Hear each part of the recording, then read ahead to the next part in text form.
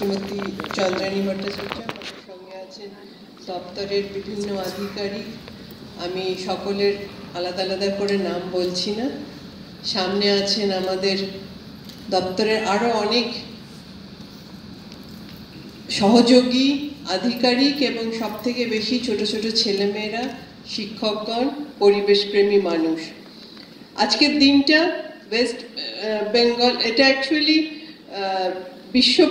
বিশ্ব জীববৈচিত্র্য দিবস 22শে মে।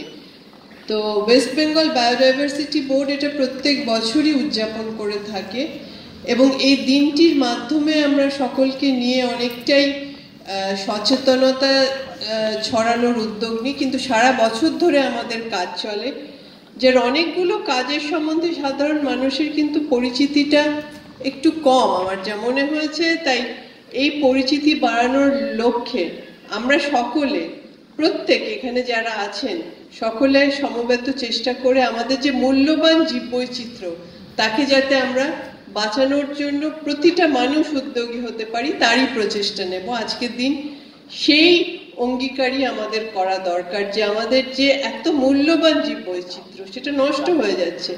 একটু আগেই চেয়ারম্যান বায়োডাইভার্সিটি বোর্ড বললেন একটা সময় 5000 রকমের চাল ছিল, এখন সেটা কমতে কমতে 300-400 হয়েছে। আমাদের আমের সময় এখন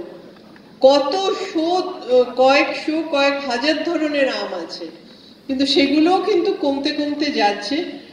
আমাদের যে নদিয়াতে একটি বায়োডাইভার্সিটি হেরিটেজ সাইট আছে, স্টেট হর্টিকালচার ফার্ম কৃষ্ণনগরে, সেখানে মাত্র 50 প্রজাতির আমকে আমরা সংরক্ষণ করেছি, কিন্তু আরো কত ধরনের আম আছে তার কিন্তু শেষ নেই। সেগুলো কিন্তু আস্তে আস্তে কমে যাচ্ছে, আর পাওয়া যাচ্ছে না।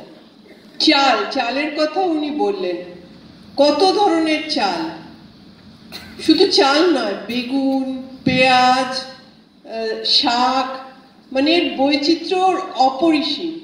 এবং জীববৈচিত্র্য বলতে প্রাণীর বৈচিত্র্য না, শাক সবজি, পোকা মাকড়, প্রাণী, সবকিছু, মাছ, সবকিছুরই বৈচিত্র্য। এই রক্ষা না করলে কিন্তু আমাদের পরিবেশ আস্তে আস্তে কিন্তু অধঃপতনের দিকে এগিয়ে যাবে। তাই আমাদের দায় এই পরিবেশকে রক্ষা করা।